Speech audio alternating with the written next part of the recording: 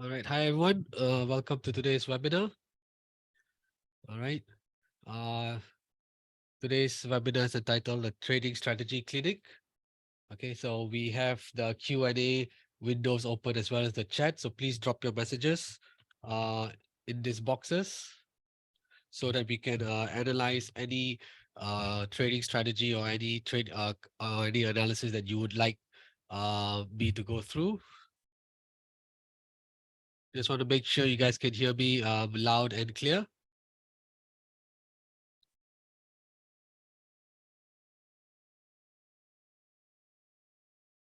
Hmm.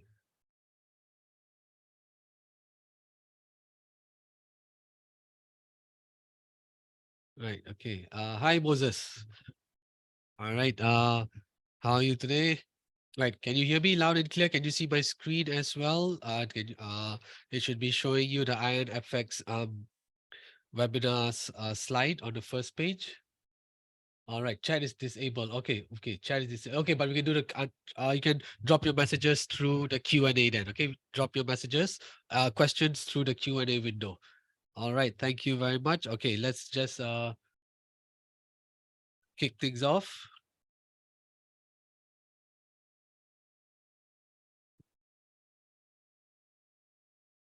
Right. Okay. Sorry for the slight delay. Okay. So before we start, as usual, we have the risk warning and a disclaimer to go through. So please take note that all the products and instruments that are available on IronFX are traded on margin and carry a high level of risk. It is possible to lose your capital, and these products may not be suitable for everyone.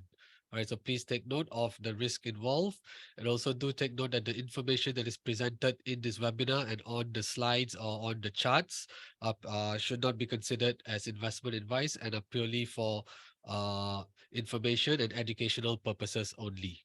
Okay. So this webinar series is brought to you in a special partnership with IronFX and Everest Fortune Group. So my name is Ketan Ramesh Chandra. I'm from Everest Fortune Group, and I'll be uh, taking you through the today's session.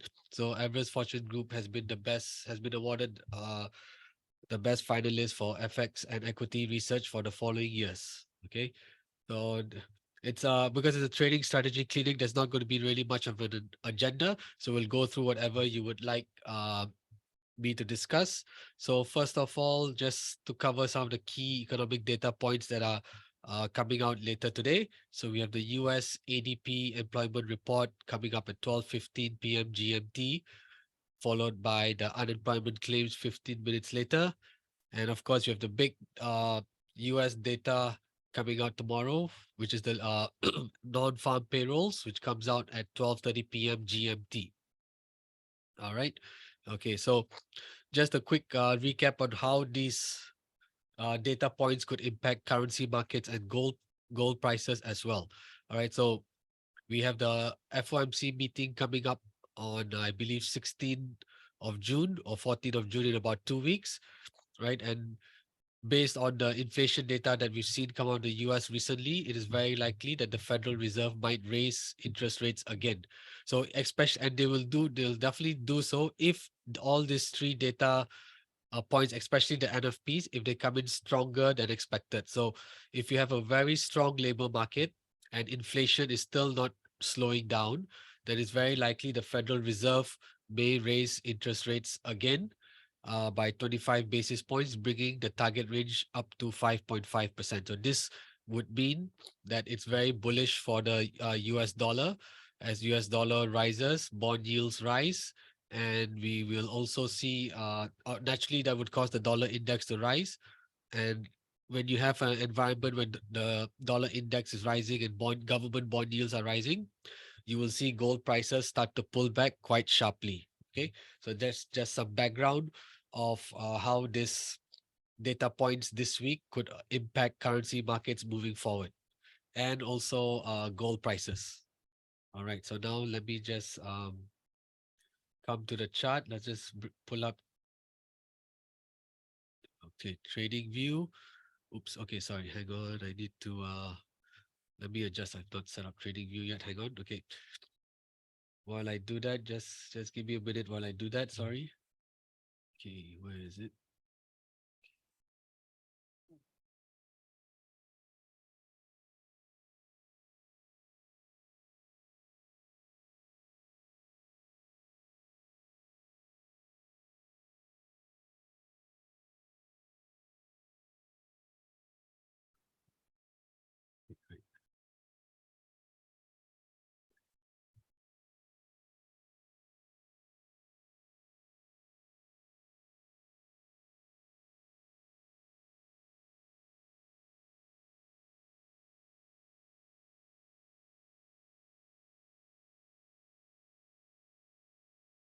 All right, okay. So just let me get up, pull up the charts.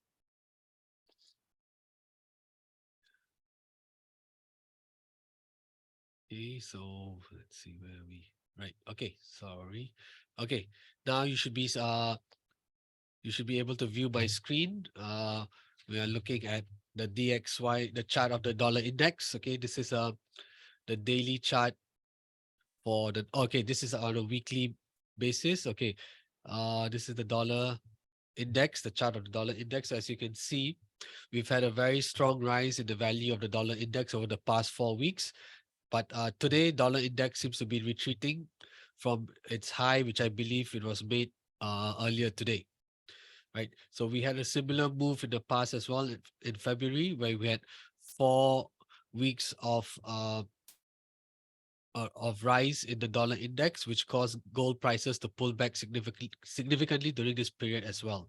So just like the last since the start of May, as core inflation data started to to sort of accelerate or not retreat as fast as sharply as headline readings. So because of that, inflation data and strong jobs data is pushing the value of the US dollar higher, which in turn drives the dollar index higher as well.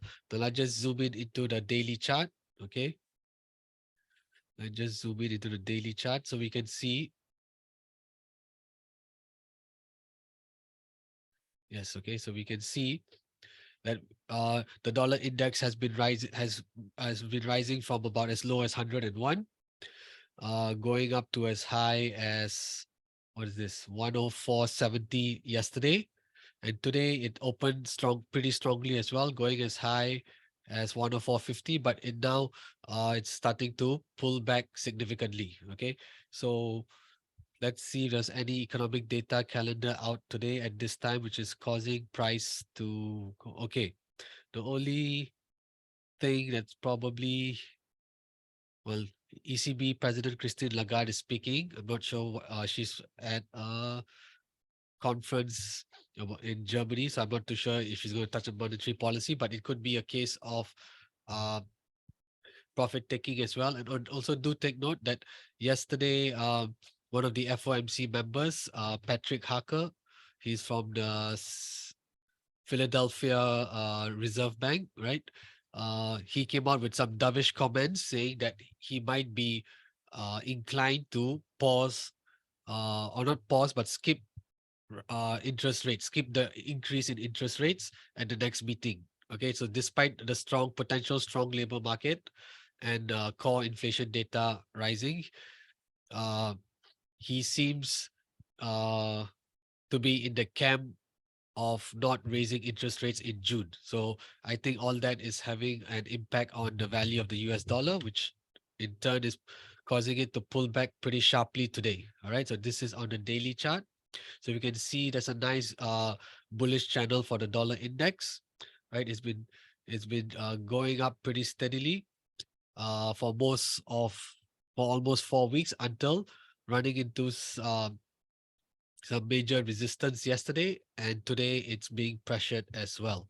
All right. So in terms of support and resistance levels on the daily chart, we like to use a combination of horizontal overlaps as well as the Fibonacci retracement as well. So how did we identify this first support? Okay, we'll start off on the daily chart first, and then we can zoom in onto the lower time frames, right? When we do start with a top-down approach for our technical analysis, when we start on a daily chart, it helps us to identify the longer trends uh, in price for that particular instrument, and it also helps us to identify uh, areas of significant resistance and support. Okay, so we'll start off with the first support first. So I've done the Fibonacci retracement from this swing low on the bottom left to this swing high on the top right. And I'll just pull up all the fibs for now so that you can see where they all line up. But for now, I've only kept 23.6% for two reasons. One is because it seems to be acting as a decent support level here. So you can see the wick of this candle on the 26th of May and the lower end wick of this candle on 30th of May came very close to this Fibonacci retracement level, right? So after the peak was made, we can see that, of course, this is all looking at with the benefit of hindsight, right? But you can see that this wicks actually reacted off the 23.6% retracement level, which signifies that this is a potentially a significant support level for the dollar index. So there's two major support levels or areas to look out for. One is uh, the lower half of the channel, right? We have this bullish channel, and the lower half of the ascending line is the first area of support for the dollar index. Should it break out of this lower ascending line, then the next support would be at where the 23.6% Fibonacci retracement lies. Okay. Then for the second support, we are looking for areas where price has been rejected as a resistance or support. So if you look recently over the last few days, since 18th of May, this level at about 103.50 has served as a pretty decent resistance area where price didn't close above this level uh, in a significant, I mean, in a big way. Although there were wicks that moved cleared above this level, but you can see generally the body of the candle did not go over this level at 103.50, which at that point in time was a resistance area. So price pulled back and started to go higher on the 23rd of May before finally breaking higher. So once it broke out of this area, this level of 103.50 now became a support level. So this is how okay. And not only that, because it also lines up pretty well to another support area back in the 13th of March. Okay, so we can see when dollar index made its high back in early March, it retraced back strongly over 3 days. And then it found support at this level at 103.50 for the next 3 days. You can see the three candles here, the lower wicks of the candle just touching the level of 103.50 and bouncing off it again. So in the past, we have seen that it has acted as a support, which then came to act as a resistance area in 18th and 19th of May before price broke out. So this is how we identify areas of support and resistances. So what was previously a support back in middle of March turned out to be a resistance in middle of May. And now after price has broken up and hit a high of 104.70, potentially this level of 103.50 is now the second support area. And as we've mentioned, the level of 103.85 is now the first support level, which lines up pretty well with the 23.6% Fibonacci retracement as well. So this is how we have identified the major, the potential major support levels. So for the Fibonacci retracement levels, I'm just going to keep 23%. All right, I'm going to get rid of everything else. I'm just going to get rid of everything else, but I need okay. Just to clean things up a bit. And now we'll move on to resistance. How do we identify the resistance levels? Okay, so naturally we will first try and find the peak of the recent high, right? So the recent high uh tapped out at about 104.70. Okay, So this is where we can start to analyze and see where price has sort of has been rejected in the past. So we can see here after price bounced off this candle or this level in the middle of March, it came made a high of 105.10 before closing at 104.75, and then on the next day it opened lower, but it moved up again towards 104.75 before being rejected at this level and dropping down pretty significantly. So this area also seems to suggest a pretty significant level or area of resistance, because as you can see, it acted as a resistance area here back in March, and now it is also acting as a uh, potential barrier back yesterday. So this is how we identified the first resistance.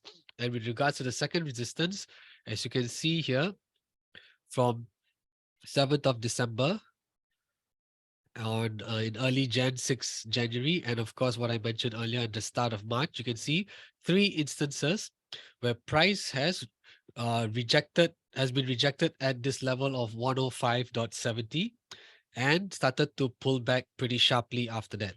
So we've had instances where the dollar index has run into serious resistance at this level and started to pull back. So this is how we have identified the second resistance. Okay. Now let's just zoom in onto the 4-hour chart.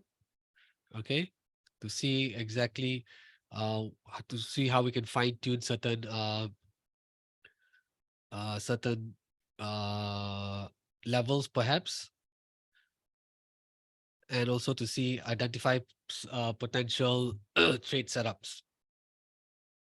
Okay, so the dollar uh, index is retreating pretty sharply.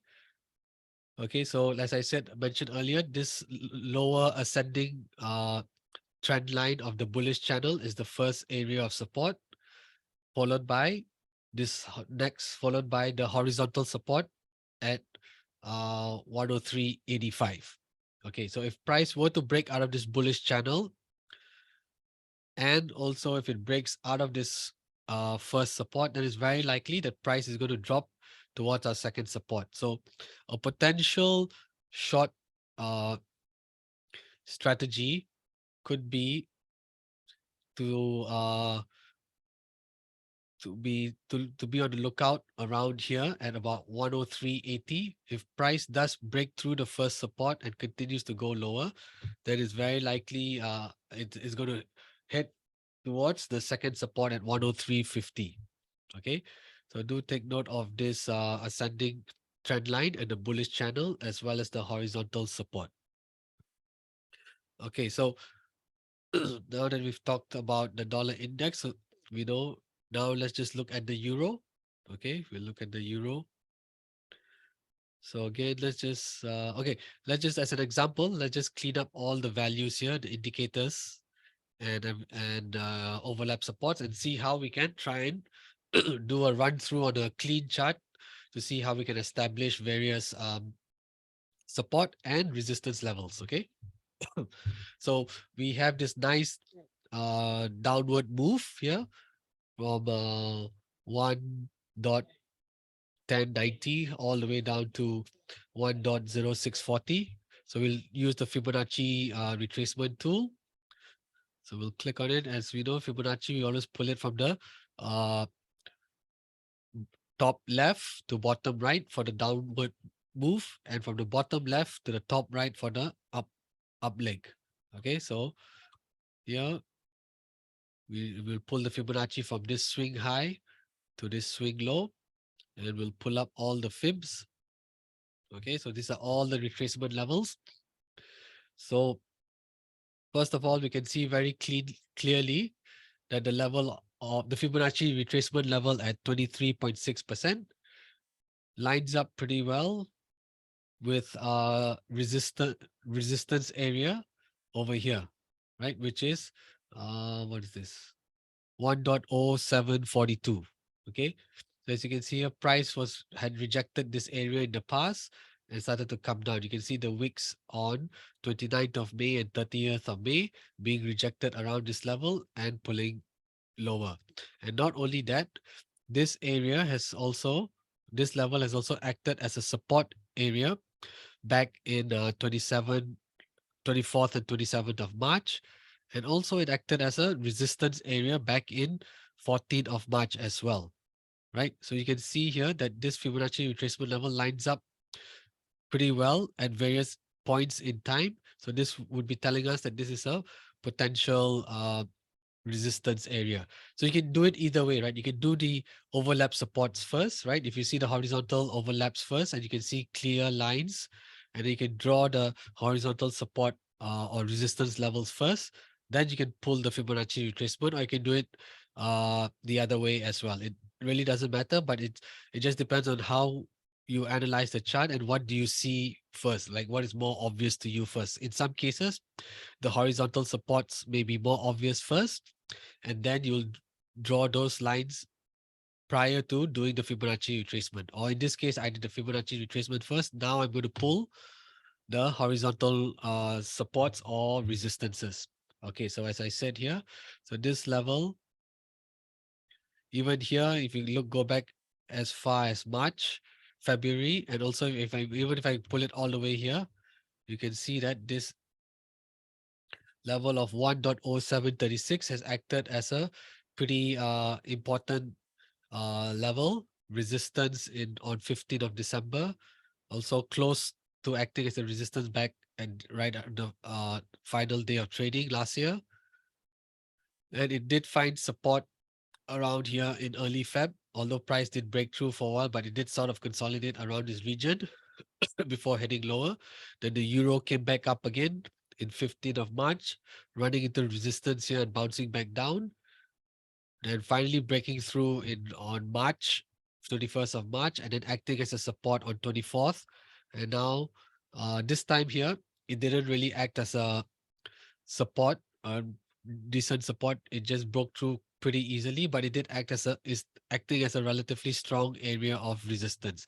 So this is how we are able to identify um, strong horizontal overlaps, which is now going to act as a resistance area for the euro. Okay.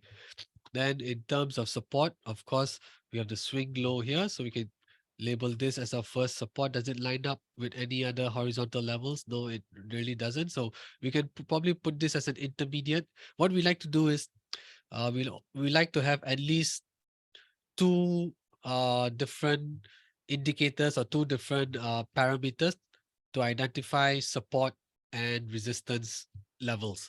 So in this case, we are only using the swing low to identify a support level here. It doesn't really line up with any other overlap areas.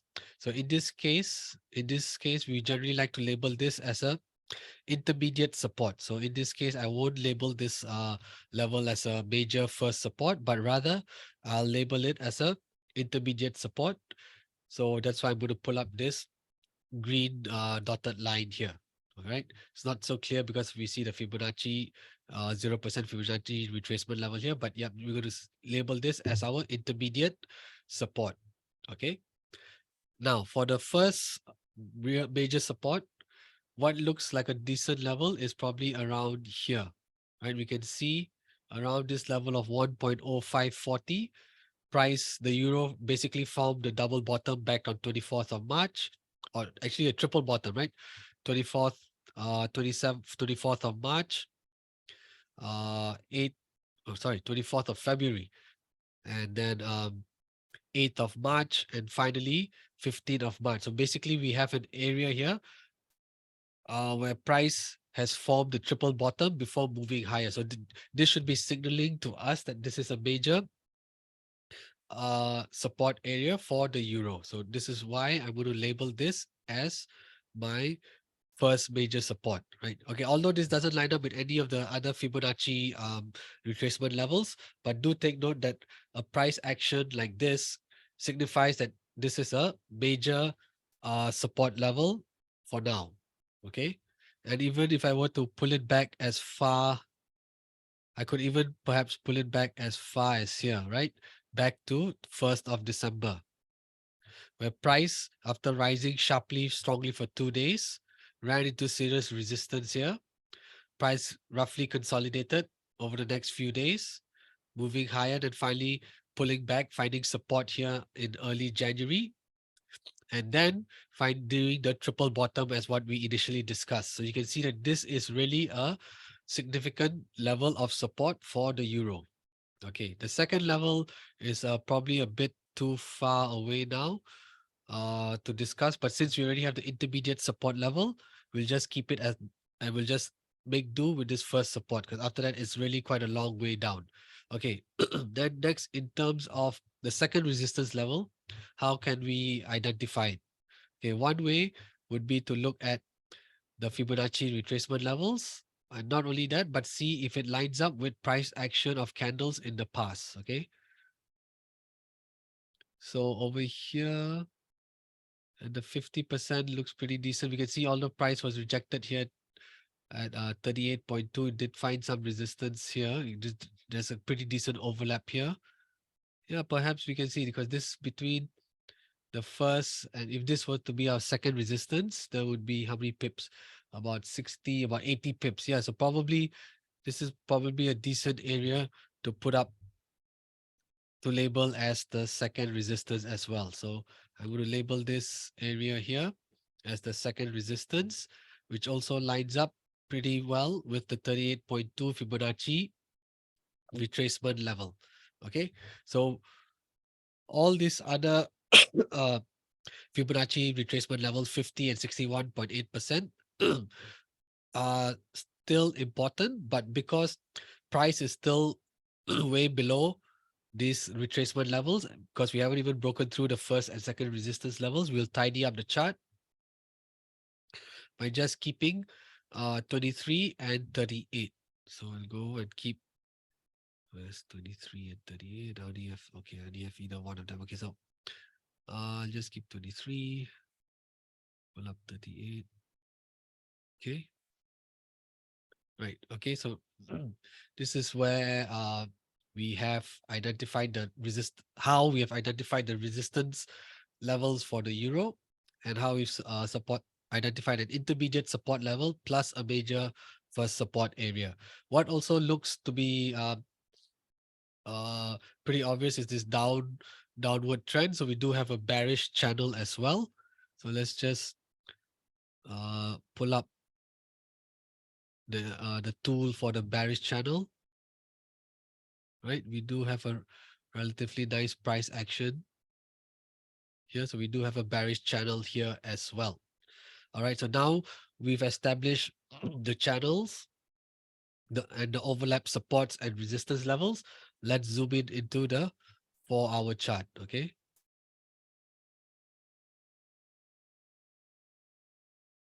so right, obviously, as we mentioned, if the dollar index is going to break out of the bullish channel here and of course break through the first support, it is very likely price is going to fall towards the second support area. So naturally,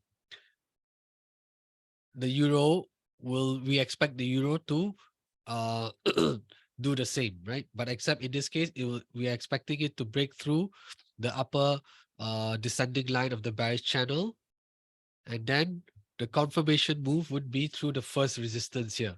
So if the euro does break out of this ascending line for the bearish channel, right? The confirmation move for it to go higher would be for it to break through this first resistance level at 1.0736. Okay, so do take note of that because this might just be a retracement, right? We have to be careful that this potentially could just be a retracement in the euro where it's retracing up towards the a descending trend line, upper channel, right? It's retracing up to the upper channel, and price may very well get rejected at this upper channel before reversing to drop lower, right? So you don't want to get in too early either as well if your strategy involves playing the breakout, right? So if your overview based on perhaps maybe a combination of fundamental analysis and technical analysis or just purely technical analysis, if you're of the view that the euro is continue to remain in the bearish channel, you'll be looking for it to reject off this the channel of the upper the upper channel of the bearish the upper line of the bearish channel, and for it to uh pull back lower, right? Okay, and of course, just because I'm only using Fibonacci retracements and horizontal and overlap support doesn't mean you guys need to do the same, right? You can combine these methods and complement it with your existing indicators that you are using, right? The most important thing um, to take note of is that whenever you use any technical indicator, it is important to know how it works, why it works, and when you combine it with other indicators, does it help you to identify major support and resistance areas? Does it help you to identify major turning points or swing points, right? I think that's the most important thing, right? Everyone can has their own setup, has their own style when it comes to trading. And what is actually important is understanding the indicators that you use and combining them regularly so that you are able to use them to major, s- uh, uh, identify significant areas of support, resistance, or turning points, right? And if you are able to do that, and it has consistently given you the correct signals, then yes, then do it. Continue to do it, and continue to fine tune your technical analysis, right? Okay, so. Like for me, my personal view is I think the dollar is still going to be strong towards the end of the week because I think the labor market is still relatively strong. So we're going to see strong job numbers come out of the US today, later today, and tomorrow as well. So although yes, I expect this is just my personal opinion on it. Of course, I could be very wrong. I expect the euro probably to run out of steam at about 1.0740, right? Maybe it might not even break through the channel, right? It might just stay within the channel before starting to pull back. So for me, I'm of the uh, I guess of the view for now, at least for now, that this retracement or pullback of the euro, of this rise of the euro, is temporary, and I am expecting it to reverse around this area to drop lower. All right, because I like to use a combination of fundamental analysis and economic data points and news events together with my TA. So this is why, based on the data that we've had so far with regards to the US labor market, it is relatively strong and they're not showing any signs of cracks. So that is why I think the dollar is quite likely to continue to remain strong, right? But of course, with any move up or down, there's bound to be retracements in either direction. Okay. Now, we'll go on to gold. All right. Yeah, I think Moses, I think it's just you and me today. So I hope you're enjoying this session. Please drop your questions here if you would like me to look at any specific instrument or commodity of FX pair, and we can go through it together as well, right? Otherwise, I'm happy to do um, any go through uh, any pair, but if not, I'll just go on to. All right. Oh, thank you for the kind words. All right. Okay. I'll move on to gold. Ah, perfect. Okay. Uh, I think we both read each other's minds. Okay. Yep. I was going to move on to gold naturally after this. Okay. Great. Okay. So similarly for gold, right? Okay, just as a quick overview as well, whenever you see periods of dollar index rising very strongly, and what I'm also going to do, right? Your trading view, if you type US 10Y, it'll give you the chart for the yield of the 10-year government bond yield in the US. So when generally speaking, whenever we see periods of bond yields rising aggressively, right? As we saw uh, from mid-December onwards and also in early Feb, and also now for the third time in May, and is accompanied by a very strong dollar index. That means, of course, the dollar index is rising. We have a very, sorry, I just need some water.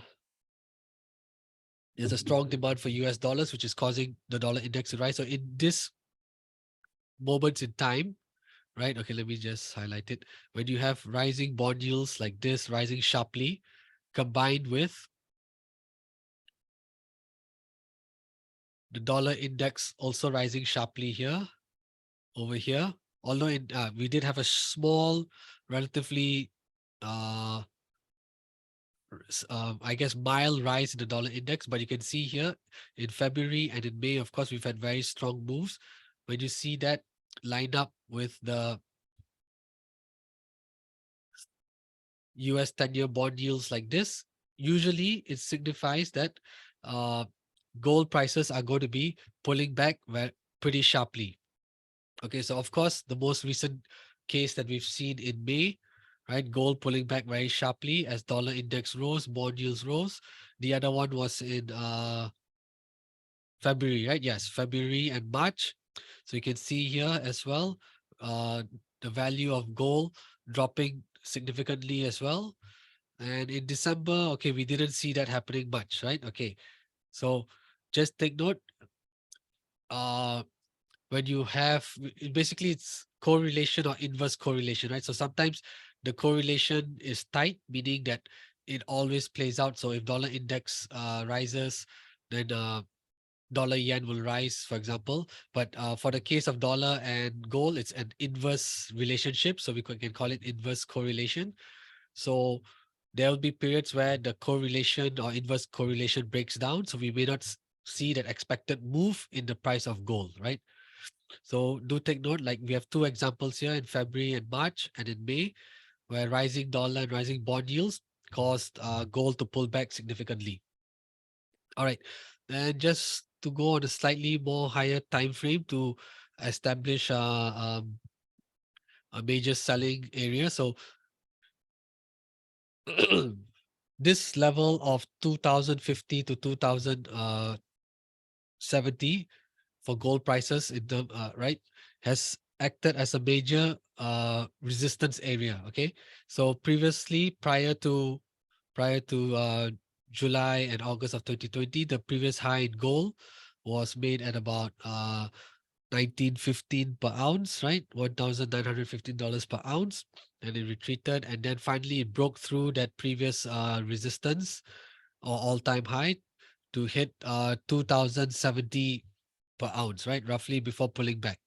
And then again, last year, price went up as high as 2064, got rejected again, came down, and then again, twice over a period of 2 months, it tried to break through 2050 again. But you can see this area has acted as a very, very significant area, resistance barrier, right? So this is telling us that this is a significant area of resistance. There's immense selling pressure uh, coming into the market when prices come towards 2050 and beyond, right? So what I would like to do here is wait, hang on, where is my box?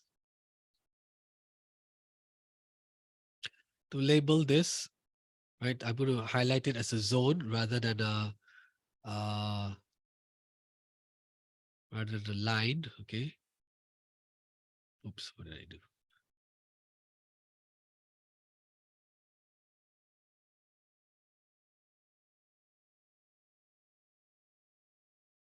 Okay.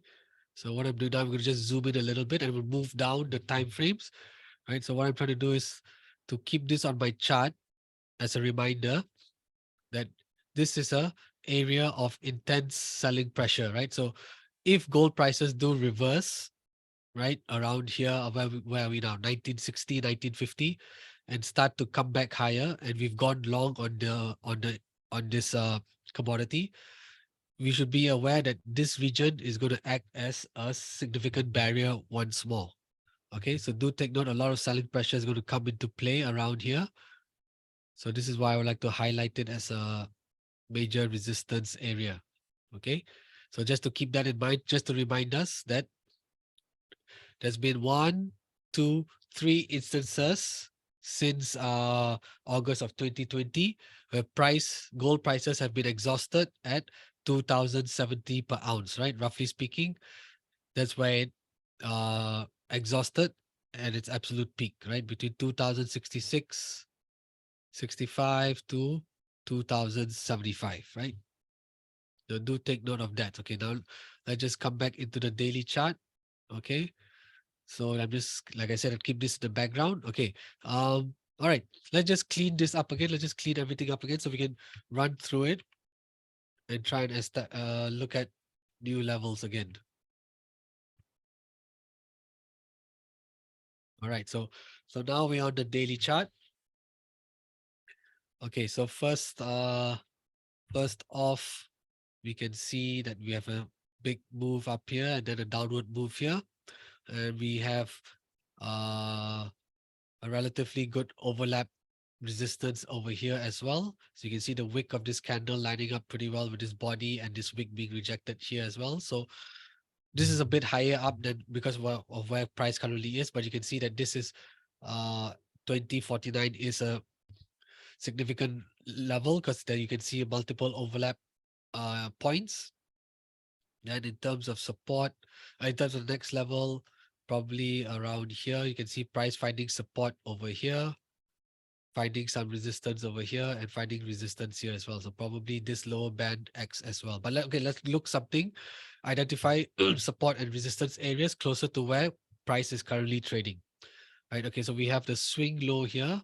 We can use this area as well. So I think for me, I would like probably use this level here, this overlap support here, because we see a nice bounce over 2 days here. And similarly, back in March as well, we see price bouncing off this level as well in the past. So this could be a potential area for the first major support. Okay. Second area, is there any nice overlaps? Anything? Probably not really in terms of price action. If anything, probably something like this. So sometimes it's good to zoom out to see how far price has reacted off certain levels or certain areas. So we can see here back in March of 2022, price found a nice floor over here before finally breaking lower. And then in January of this year, it found resistance for a couple of days before going lower and finally breaking out. And it made support here before finally breaking lower. So you can see in the past that this level has acted as a pretty significant area for support and resistance. So I think we can probably label this as the second support for now until maybe we see something much better. Okay. Now in terms of resistance, where could we see potential resistance levels? So okay, here you can see the wicks of the candle being rejected at about 1985, and at the same time over here in March, mid-April, sorry, in mid-April to early May, you could see the wicks of the candles just touch this area and bounce higher. So there was a nice floor over here as well in the past, which acted um, as a resistance last week. So I think this could be a potential area for the first major resistance. Right. See, we are doing it without running the Fibonacci retracement. So for this example, I'm doing the horizontal overlaps first to give an idea of how we can potentially identify various support and resistance areas. So we can see a nice floor here and a relatively decent resistance area here. Okay, let's just do the Fibonacci retracement now. So of course we go from the swing high to the swing low here. Okay, so we can see price is coming down. One thing to note about Fibonacci retracement is, okay, let me make the trend line darker, a bit more visible as well. We can't see it, it's not so clear. Let's just make it a bit more visible. Okay, right. So we can see that the price action of the candle. Okay, so or rather, when we pull the Fibonacci retracement down on a, I mean, we pull it on a downward move or an upward move, the trend line here, which is this straight line here, it should follow the price structure pretty closely. So what do I mean by that? It means that this trend line should be going through uh the the candles, right? It could be a daily chart, a 4-hour chart, or 1-hour chart, but it's important that this trend line follows the price structure closely, right? So the price structure here is the price action of the candles moving down. So this trend line should be matching this level down. So for this case, this is does act as a good retracement. Uh, this acts as a good uh, uh, this would give us by making sure that the trend line matches the price structure cleanly or closely, then this gives us potential levels of retracement that would act as significant resistance areas. Not something that's not good in structure. Price structure could probably be something like this. Okay, we have a swing low here and we have a swing high here. So you can see this is the trend line here, but for majority of the move, it is not following the price structure, right? Over here on the upward leg, we see price candles moving up in this area, nowhere close to the trend line. And then when it finally reverses and goes higher again, it is actually moving under the trend line. So generally speaking, uh, when you do the Fibonacci retracement from this swing low to this swing high, because the trend line doesn't capture the price structure very well, the subsequent levels tend not to act as good support areas, right? So with the benefit of like, so this would be a good like a price structure, right? So if I were to just do a rewind, right? Just rewind, we see price making a high here and pulling back. So then I've done the Fibonacci retracement to identify various support levels. So because on this upward leg, this retracement levels would now present potential support areas. Okay. So as we play,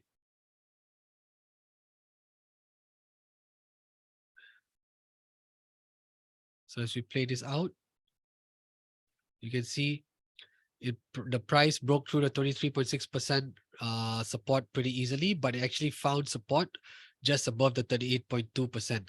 So it is also important to note that just because the Fibonacci retracement has identified this level as a potential area of support or resistance, it doesn't mean that price is going to react off it every time. In this instance, it actually broke through the 33.6% resistance pretty easily, but it found support just above the 38.2% resistance. And then it bounced higher. It started ranging, I guess, sort of, because, yeah, you could say it was ranging between 1940 and 1995 for a few days before finally breaking higher. And then once again, once it hit 2030 or came into the selling zone, price rejected and is starting to pull back again. So let's just let replay play out.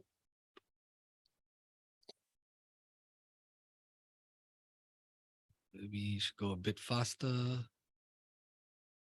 Because gonna, yeah, yeah, okay. Time has passed pretty quickly as well. Okay, so so price. Oh, and of course, okay, I'll let it play out. Of course, once the price retraces and breaks through this high here, right? It's made new swing highs. This retracement is no longer valid, right? Just do take note of that. Once price exceeds the original swing high, then this retracement levels are no longer valid and we should take it off our chart to avoid any confusion. Okay, so now that we've identified the first resistance, first support, second support, and we've done the Fibonacci retracement, let's just zoom in onto the 4-hour chart. Okay, so get rid of this, clean this up.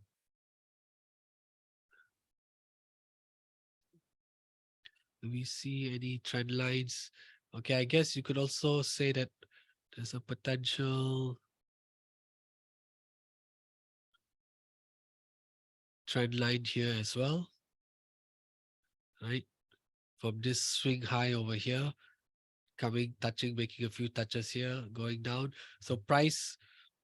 So this for in this instance, if there's really truly a change in the direction for the price of gold, right, it would need to break out of this descending trend line and also break through this first resistance level as well, right? It needs to really break through these two areas to have that confirmation of an upward move. But for this case, for example, we can see that the first support was around here, price consolidated around here. And then once price started to move up from this level, on a shorter term trading point of view, this is potentially, you could take this as going long as well. Of course, it didn't work out quite as well here because the move wasn't extended, because we had identified this as a support area in the past. It bounced off it pretty well. Price reacted off it here pretty well. You could have taken a potential long entry here to take the bounce, to play on the bounce. But this time, the move was not extended and it actually retraced back. And finally, we had a pretty strong move up here on the 29th of May.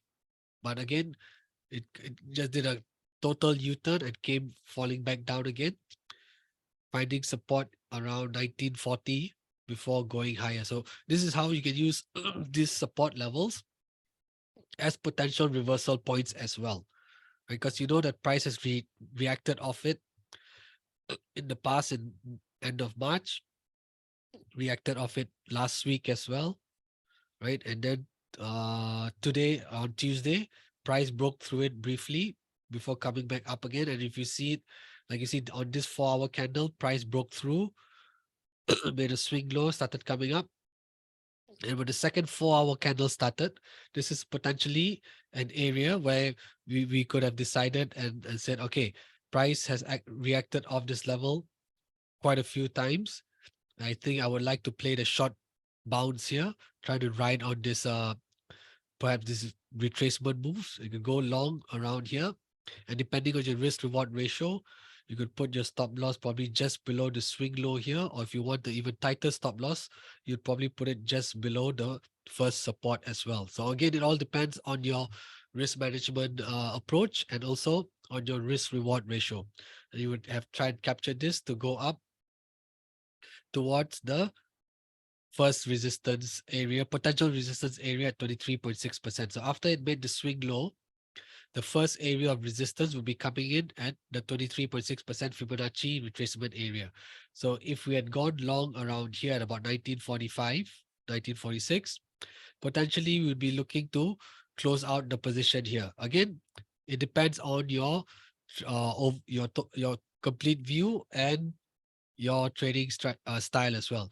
For some, they would like to just take out the entire position at this first retracement area, or for others, they could take out half of the position as well, like do a partial close and let the remaining portion of the trade continue to ride if you are overly bullish on gold prices. Okay, so this is how we can use the combination of horizontal supports, uh, and retrace Fibonacci retracement levels to identify potential reversals, entry points, and exit points, right? So this is how we do it for gold. Okay, so as I mentioned earlier, although DXY is pulling back pretty sharply today, I think we may see, and then may continue till tomorrow as well, right? We may see DXY pulling back further, which would mean that gold is going to potentially break out of this descending trend line and go drift higher. But I think maybe after today's data, or if not today's data, tomorrow's data, we may see a renewed demand for US dollar again. So do take note that we have non-farm payrolls coming up tomorrow, 2nd of June, 12:30 p.m. GMT.